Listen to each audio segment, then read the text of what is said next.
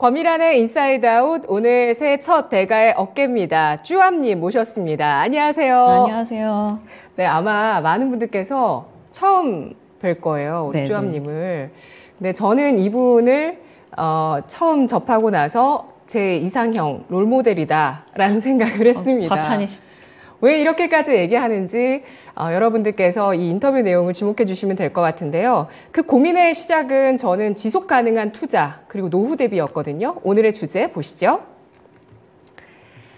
배당주에 인생 올인하면 생기는 일. 네, 오늘 주제 이렇게 잡아봤습니다. 배당주 투자자이시고 파이어족이세요. 네네. 주함님. 그러시죠?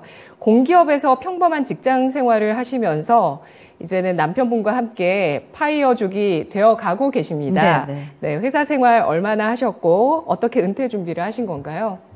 예, 저는 IMF 직후인 1999년 지방공기업 사무직으로 입사를 했고요. 회사 생활은 24년간 했고, 그리고 작년 9월에 사표를 쓰고 조기 퇴사한 따끈따끈한 넉 달 차 파이어족입니다. 네. 그리고 은퇴 준비는 은퇴 자금이 아무래도 중요한 부분이라서 월급의 절반 이상을 계속 주식에 투자를 했고요. 그리고 매매 차익이나 배당 수익이 생겨도 인출하지 않고 계속해서 재투자를 하면서 주식 자산을 늘려갔습니다. 다행히 장기 투자에도 주식 자산이 계속 늘어나서 이제는 더 이상 돈을 벌지 않아도 된다고 판단한 금액에 도달을 하더라고요. 그래서 파이어가 다른 파이어족 분들이 말하는 경제적 자유가 가능하다고 판단을 해서 네. 저는 과감히 퇴사를 한 거죠. 그리고 남편도 몇 달 후면 조기 퇴사 예정이고요. 네. 그렇게 되면 앞으로 몇 달 후부터는 본격적으로 여행도 다니면서 또 문화생활도 하면서 배우고 싶은 것도 배우면서 중년의 자유로움을 마음껏 즐기며 살 계획입니다. 네. 여기저기서 정말 부러워하는 목소리가 들리는 것 같습니다. 24년 동안 정말 열심히 근무를 하셨고 네네네. 이제 파이어 하신 지 넉 달 차가 되셨는데요. 진짜 대단한 게 월급의 절반을 투자를 하셨는데 사실 이상을 했죠. 그러니까. 그 이상을 하셨고요. 사실 그 월급에 50% 저축을 한다. 이것도 참 대단한 일인데 그걸 주식에 담으셨어요. 그렇죠. 예, 그렇게 해서 파이어족이 되신 건데요. 궁금한 게 쭈암님과 남편분 은퇴 연령이 평균 몇 세가 되시는 건지 궁금합니다. 네네. 제가 작년에 50세에 은퇴를 했고요. 네. 남편은 올해 50세에 은퇴를 합니다. 50세가 명퇴금이 가장 많은 시기라서 50세 전후에서 최대한 주가가 낮을 때 은퇴를 하려고 타이밍을 보고 있었는데요.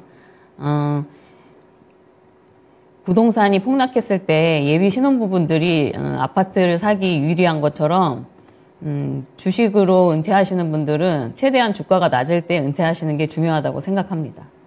네. 이 말 한마디 한마디가 정말 그 MBTI J가 아니신가라는 생각이 드는데 맞나요? 네. 맞으시죠? 네. 정말 계획적으로 그 시점들을 잡으셨고요. 또 주식 파이어족들은 주가가 낮을 때 그렇죠. 은퇴하는 게 가장 중요하다고 네, 하셨거든요. 조금만 더 설명해 주신다면 뭘까요? 아무래도 주가가 낮을 때 은퇴를 하는 게 더 싸게 주식을 많이 살 수 있겠죠. 은퇴금을 그때 넣어야 된다는 그렇죠. 말씀이시네요. 네, 네. 맞습니다. 쭈암님께서 생각하시는 경제적 자유란 무엇일까요? 파이어족 목표를 세우시는 분들 얼마의 자산이 필요할까요? 사람마다 차이가 있겠지만 제가 생각하는 경제적 자유의 기준은요. 퇴사 후에 재취업을 하지 않거나 창업 같은 소득 활동을 하지 않고도 별도의 소득 없이 대략 50년 정도 쓸 수 있는 돈이 있다면 경제적 자유가 가능하지 않을까 생각을 하고요. 저는 월 불로소득 1,000만 원 이상이 50년 동안 꾸준히 나올 수 있는가를 경제적 자유의 기준으로 잡았습니다. 1,000만 원이라는 금액은 식비, 의료비, 주거비, 병원비, 여행비, 세금, 문화비 등등을 계산한 금액이고요. 또 차, 집수리, 사고 등을 대비해서도 여유 자금을 모아야 하니까 네. 이 정도 금액은 있어야겠더라고요. 살고 있는 집 제외하고 주식이 18억 정도가 되니까 주식에서 나오는 배당 소득으로 월 1,000만 원 이상은 가능하다는 계산이 나와서 저는 작년에 파이어를 한 거죠. 그리고 경제적 자유의 기준은 뭐 다른 분들과 크게 다르지는 않을 것 같고요. 네. 파이어를 계획하시는 분들이라면 본인의 나이와 소비 수준, 인플레이션을 충분히 고려하셔서 목표를 잡는 게 중요하다고 말씀드리고요. 중요한 거는 일하기가 너무 싫고 또 어서 빨리 퇴사를 하고 싶어서 자칫 목표 금액을 낮게 잡게 되면은 네. 또 파이어 생활을 하시다가 돈이 부족하실 수도 있어요. 그러면 또 재취업도 알아봐야 되고 취업도 안 될 수도 있고 더 나쁜 조건으로 취업이 될 수도 있으니까 이 점은 충분히 중요하게 생각하시고 진짜 보수적으로 목표를 잡는 게 중요하다고 생각합니다. 네. 그리고 또 10억, 20억 일정한 금액도 중요하지만 그 돈을 모으고 불리는 과정에서의 그 경험과 무형 자산도 중요하다고 생각합니다. 네. 그 경제적 자유로 가는 과정에서 그 모인 자산도 중요하겠지만 그 경험과 또 세상에 대한 이해도 이런 무형 자산이 큰 의미가 있다고 하셨는데 네. 투자를 위한 공부의 루틴이 있으셨나요? 공부의 양이나 투자의 경험이 투자 수익과 비례한다고 생각하지는 않고요. 또 딱히 정답인 공부 루틴이 있다고 생각하지도 않습니다. 그래서 투자가 어려운 거겠죠. 그저 노후 자산을 지킬 수 있는 기본적인 투자 지식이나 마인드는 있어야 한다는 의미였습니다. 뉴스에 나오는 사례들로 말씀드려 보자면은 로또에 당첨되신 분이 얼마 되지 않아 빈털터리가 되었다는 기사라든지 위험한 파생 상품에 가입한 노인분들이 큰 돈을 잃었다는 노인분들, 그리고 리딩방에 속아서 빚더미에 오른 분들, 이런 분들이 기본적인 투자 지식이 있었다면은 이런 상황은 피해갈 수도 있지 않았을까 생각이 들고요. 네. 그리고 굳이 깊게 공부를 하고 싶으신 분이라면은 채권 공부는 꼭 해보셨으면 좋겠고, 다양한 ETF 상품들의 구조들에 대해서 틈틈이 공부하시는 게 효과적이라고 생각합니다. 네. 채권 공부가 필수인 이유는 뭘까요? 아무래도 채권은 금리라 보니까 결국에는 채권 공부가 주식에 아무래도 네. 마지막이 되지 않을까 생각합니다. 그리고 이 금리에 따라서 사실 전 세계의 큰 자금들은 움직이기 때문에 네, 그런 것들을 이해하기 위해서라도 그렇죠. 금리와 채권 네, 공부가 네. 너무 중요하다 이렇게 얘기들 많이 하시고요. 채권 그리고 ETF 상품에 대해서 잘 공부할 필요가 있다라고 그렇죠. 하셨는데 책을 통해서 하셨어요? 아니요, 저는 책도 보고요. 네. 물론 책은 봤죠. 네. 책도 보고 유튜브도 보고 필요한 거 찾아서 많이 봤던 것 같습니다. 네, 다양한 자료들을 네. 많이 섭렵을 하셔서 투자의 기본 지식을 쌓는 것이 큰 돈이 내가 만나게 되는 상황이 되더라도 잘 그렇죠. 유지할 수 있는 네. 방법이 될 수 있다고 하셨는데요. 제가 준비한 자료 두 가지 보겠습니다. 아까 실거주 주택을 제외하고 주식 18억 네. 자산 갖고 계시다고 네. 공개 안 하셨나요? 아까 말씀 중에? 공개하셨죠? 네네. 예. 그럼 주식이 18억, 그리고 주택이 한 10억쯤 되는 거예요. 떨어져서 네. 10억쯤 되는 거예요. 아니, 그래서 제가 섭외를 드렸더니, 아니, 뭐, 저 같은 사람이 방송에 나가도 되겠습니까? 이렇게 하셨는데요. 그래서 제가 또 자료를 준비했습니다. 예, 보시면, 이게 최신 자료더라고요. 2023년 가계 금융복지조사, 이게 순자산입니다.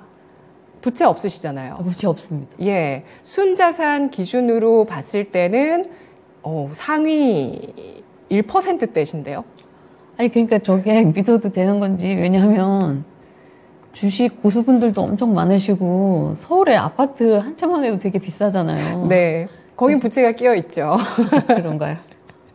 네. 그래서 좀 믿기지는 않는 수치인 것 같습니다. 근데 공기업에 24년 동안 근무를 하시고 정말 남들과는 다른 전략을 펴셨기 때문에 정말 그냥 직장 생활 하시고서도 네네. 그리고 다른 사람 도움 받지 않고서도 그렇죠. 저 흑수저였거든요. 네. 결혼할 때 양쪽 집에서 10원 한 장 받은 거 없습니다. 소름 돋았습니다. 네. 와, 진짜 너무 대단하십니다. 이렇게 50세에 이뤄내셨습니다. 그리고 또 두 번째 자료를 보면, 자, 두 번째 자료 볼게요. 우리 그 쭈암님께서 자산 포트폴리오 비중 이렇게 공개를 해드렸으니까 여러분 아시다시피, 우리나라 평균과는 다르세요. 그러니까, 금융자산 비중이 굉장히 높으시거든요. 네네네. 근데 해외를 보시면 자료를 좀 보겠습니다.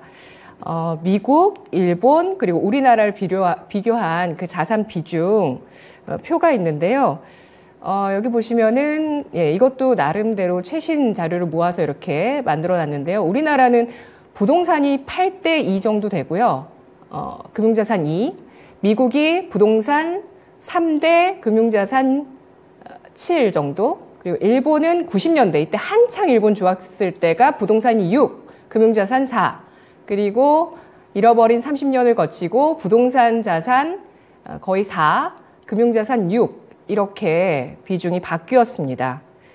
그 쭈암님께서는 그러니까 우리나라 사람들의 자산 비중과는 좀 상당히 다른 선진국과 비슷한 그런 자산 비중을 갖고 계시는데 이렇게 설정하신 이유가 뭘까요?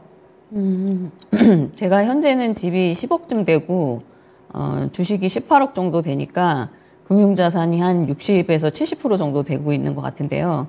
저도 직장 생활 초기나 결혼 초기에는 부동산 비중이 당연히 높았습니다. 근데 7년 전 실거주용 집을 구입하고 나서부터는 금융자산 비중을 꾸준히 늘려가고 있는 중인데요. 제가 부동산 투자를 하지 않고 주식에 투자하면서 금융자산을 늘려가는 이유는 부동산 투자는 또 레버리지도 일으켜야 되고 임장도 다녀야 되고 매매에 대한 세금, 재산세, 뭐 임대차 계약, 세입자 등등 너무 어렵고 복잡하더라고요, 저한테는. 네. 저는 좀 게으른 편이거든요. 부동산은 임장도 다녀야 돼서 좀 부지런해야 되겠더라고요. 네. 그래서 저같이 게으른 사람한테는 주식이 잘 맞는 것 같았고요. 다행히 주식에서 연 8% 이상 수익이 잘 나와서요. 부동산 임대 수익과 비교해도 나쁘지 않았습니다. 근데 여기서 더 놀라운 건 이 주식 내 구성이 한국 주식으로 다 이루어져 있는 건가요? 네. 전체 한국 주식의 네네. 연 8% 이상 네네. 수익을 네네. 꾸준하게 창출을 네네. 해주셨습니다. 이것도 굉장히 놀라운 수치가 될 수 있어요. 그런가요? 왜냐하면 한국장을 떠나시는 분들도 많으시거든요. 맞아요. 근데 저는 계속 국내장에만 있었습니다. 예, 국장에만 꾸준한 투자로 네네. 이렇게 당당하게 파이어를 하셨는데요. 금융자산 특히 배당주 위주의 투자는 언제부터 결심을 하셔서 몇 년 동안 해오신 건가요? 그 나이 먹을수록 매매 스트레스가 점점 싫어지더라고요. 그리고 가지고 있는 배당주들이 수익이 잘 나오는 걸 보니까 노후 자산은 모두 배당주로 장기 투자해야겠다는 생각을 들더라고요. 그래서 그 언제부터 그 생각하셨어요? 저도 그 생각이 좀 많이 들었거든요. 그래서 대략 5년 전쯤부터는 자연스럽게 저도 늦지 않았네요. 네, 부동산 위주 투자로 하게 되었습니다. 5년 전부터 집중적으로. 5년 전부터. 예. 심플이즈 베스트입니다. 이 쭈암님의 주식 포트폴리오를 보면은 종목은 여러 가지지만 맥이 딱 하나거든요. 네, 배당주 투자인데요. 그 유튜브 채널에도 계좌를 공개를 하시더라고요. 네, 공개하셨어요. 네. 일주일마다 한 번씩 공개를 하고 있습니다. 일주일마다요? 네네. 자주 공개하시네요. 배당주 투자의 장점과 단점은 뭐가 있을까요? 제가 주식 포트를 모두 공개하고 있는데 누구나 보면 알 수 있듯이 대부분 배당률이 높은 종목들이거든요. 제가 나이를 먹을수록 주식 투자를 하면 할수록 그 트레이딩 하는 게 힘들게 느껴지더라고요.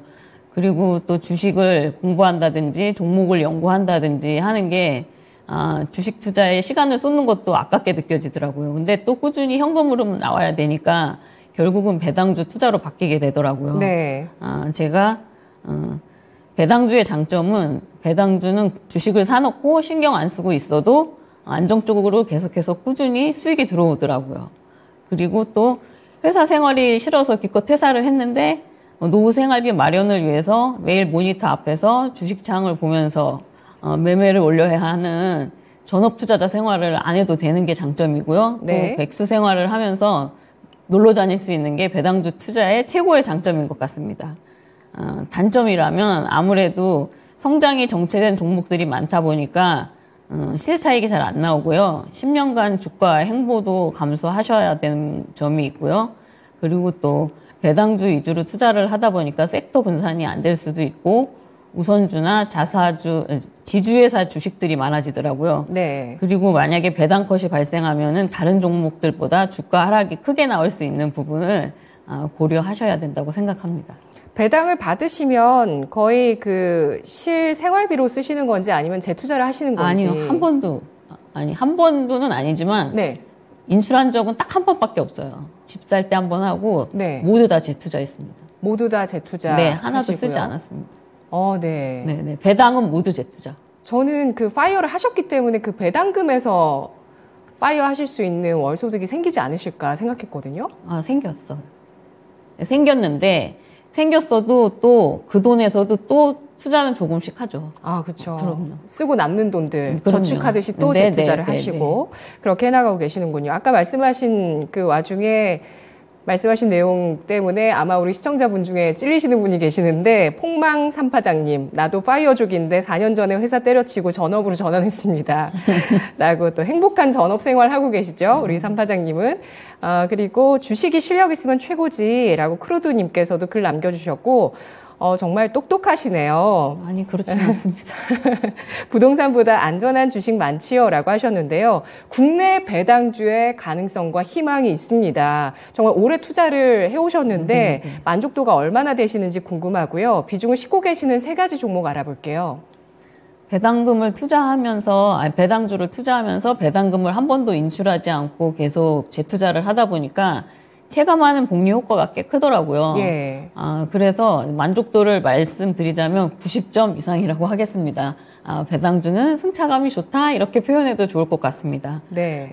비중이 있는 종목을 말씀드리자면 기업은행이 3억 이상 가지고 있고요. 그다음에 하나금융지주도 3억 이상 보유하고 있고 두 종목 합쳐서 7억 정도 되고요. 그리고 얼마 전에 부산 엑스포가 되었으면 주가 상승을 살짝 기대했던 BNK 금융지주도 1억 미만 보유하고 있습니다. 고배당 위주로 금융주들을 가져가다 보니까 아무래도 섹터 분산이 안 된 게 약점이긴 합니다. 작년만 해도 미국 은행들 파산 사태나 레고랜드 사건, 횡재세 이슈 같은 것들이 생겼고 네. 이러다 보니까 전체 계좌가 다 영향을 받더라고요. 그래서 그때 싸게 사시면 되죠. 그렇죠. 그런 장점도 있는데 네. 어쨌든 이제 배당률이 좀 줄더라도 섹터 분산은 좀 해볼 생각입니다. 앞으로는 sek터 분산 네네네네. 계획이 네, 있으시고요. 더 다양하게 살려고. 근데 생각하고 그 있습니다. 섹터를 분산하실 때 배당을 감안하셔서 하실 건가요? 그렇죠. 무조건 배당은 감안해서 해야 되죠. 네. 왜냐면 이제는 수입이 없으니까. 네. 현재 배당 소득과 앞으로 배당 소득 목표 금액이 궁금합니다. 어떻게 계획하시나요? 작년에는 7억 투자금에서 6천만 원 정도 배당을 받았고요.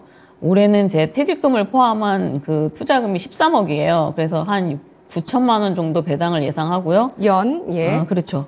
그리고 세금 떼기 전이죠? 네네. 그리고 남편이 이제 퇴직을 하면은 또 그걸 포함하면은 연 1억 2천 이상, 월 1천만 원 이상의 배당이 나올 것으로 생각을 하고 있고요. 국내 증시의 주주 환원이 좋아져서 매년 배당 성장이 10% 이상만 된다면 10년 후쯤에는 월 2,600만 원이 되지 않을까 희망을 하고 있고요. 그렇다면 20년 후쯤에는 6천만 원도 가능하지 않을까 하는 기대를 하고 있습니다. 그러니까 배당주 투자하시는 분들은 이 정도 희망회로는 있어야 투자가 즐거운 것 같습니다. 이건 정말 제 희망사항입니다. 네. 근데 앞으로 국내 주식시장이 그렇죠. 배당 친화적으로 더욱더 바뀐다면 충분히 가능할 거라고 보시는 거잖아요. 예. 근데 이제 여기서 다시 한번 이제 미국 얘기를 잠깐 하면 미국에서는 진짜 오랜 기간 동안 올해 역사를 통해서 배당 성장주들이 많았었거든요. 네네네. 그렇기 때문에 노후 자금 대비해서 미국 쪽에 직접 투자를 하시는 분들이 굉장히 많으세요. 그래서 배당 성장주 하면은 미국 주식 많이들 떠올리시는데 네네. 최근에 배당 성장주 ETF, 애미당, 타미당, 솔미당 이게 애칭입니다. 맞아요. 검색하시면 딱 나오는데 이걸 소개한 기사도 굉장히 눈길을 끌었고 거기에서도 그런 희망 회로가 다 돌려져 있었어요. 맞아요. 그러니까 말씀하신 그런 네네. 것처럼 앞으로 이쪽에 투자를 하면 배당이 성장할 거기 때문에 앞으로 더더욱 많은 이런 그 배당금을 받을 수 있다라는 내용이었는데요. 국내 주식 가운데 쭈암님께서 보시기에 배당 성장주가 어떤 종목이라고 보시는지 배당 성장주를 찾는 요령, 국내 주식 안에서 어떤 요령이 있을까요? 워낙 미국 주식들이 인기가 많다 보니까 가려진 면이 있지만 국내 주식들의 배당 성장도 사실 나쁜 편은 아니었습니다. 그런가요? 네, 10년 전과 비교해도 삼성전자는 7배가 올랐고요. 현대차 6배, 하나금융지주가 8배 정도 올랐습니다. 배당금이요. 그럼요. 네. 그래서 이외에도 배당 성장률이 높은 종목들이 많이 있습니다. 종목을 고를 때는 10년 정도의 배당을 보고 꾸준히 실적과 배당이 증가하는 종목을 고르시면 큰 무리는 없으실 테고요.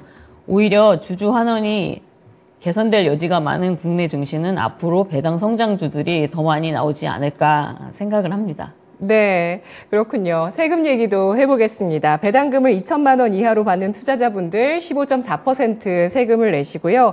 2천만 원 이상 배당금을 받는 분들은 금융소득 종합과세가 적용이 됩니다. 말씀하신 금액 봤을 때 제가 대충 보니까 35% 정도 앞으로 목표를 봤을 때 세율을 좀 적용받으실 것 같던데 부담 없으실까요? 부담은 없지는 않죠. 제가 파이어를 결심한 계기 중 하나도 금융소득 종합과세 때문이었고요. 네. 그리고 직장에서 받는 근로소득이 계속 늘어나다 보니까 근로소득세랑 4대 보험료도 늘어나고 배당도 계속 늘다 보니까 정말 금융소득 종합과세가 근로의욕을 꺾더라고요. 그래서 퇴사한 이유도 있어요. 이제 근로소득이 없으니까 배당소득세하고 건보료만 신경 쓰면 될 것 같고요. 그런데 배당에 대해서 건보료도 내야 되고 피부양자에서도 제외될 수 있고 여러 가지로 나가는 부분이 많다 보니까 주식 투자자 하는 분들이 배당주로 노후 생활비 마련하는 것을 부담스러워 하시는 분들이 많은 건 사실입니다.